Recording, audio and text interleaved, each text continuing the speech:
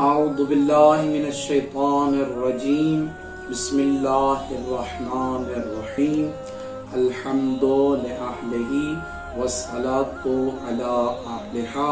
محترم ناظرین، السلام علیکم ورحمۃ اللہ۔ درس تفسیر القرآن کا سلسلہ آپ کی دعاؤں سے، اللہ کی توفیق سے جاری و ساری ہے۔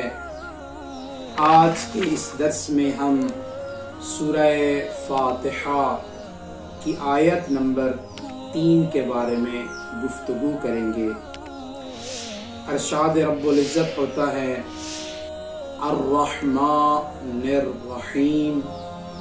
سب سے پہلے ہم ان آیت کے الفاظ کی طرف توجہ کرتے ہیں۔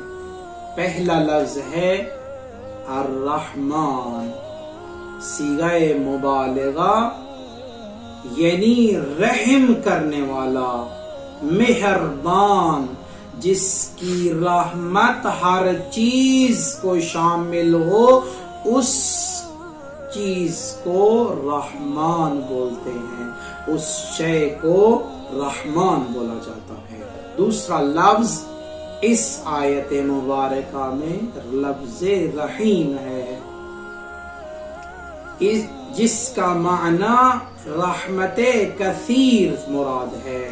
یہ شریف اور کریم کے وزن پر ہے، اور یہ وزن ایسی صفت بیان کرنے کے لیے آتا ہے جو کسی ذات کے لا ينفک لوازمات میں سے ہو، یعنی رحیم وہ ذات ہوتی ہے جو کبھی اپنی صفت سے جدا نہیں ہوتی۔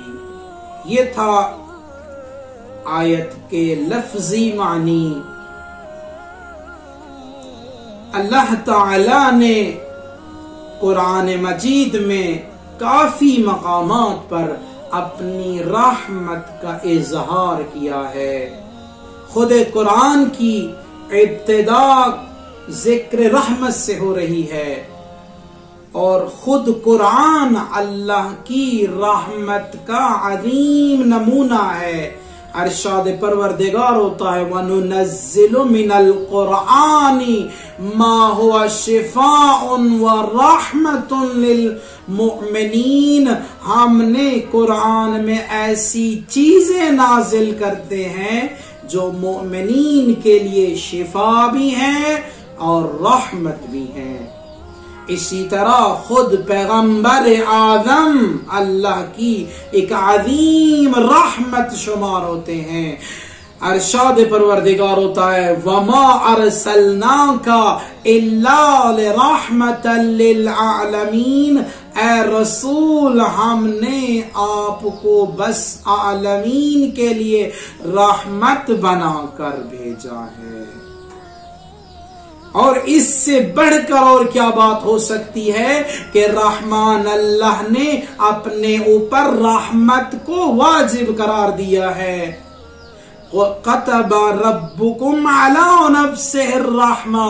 سورہ انعام کے اندر ارشاد پروردگار ہوتا ہے کہ تمہارے رب نے رحمت کو اپنے اوپر لازم قرار دیا ہے۔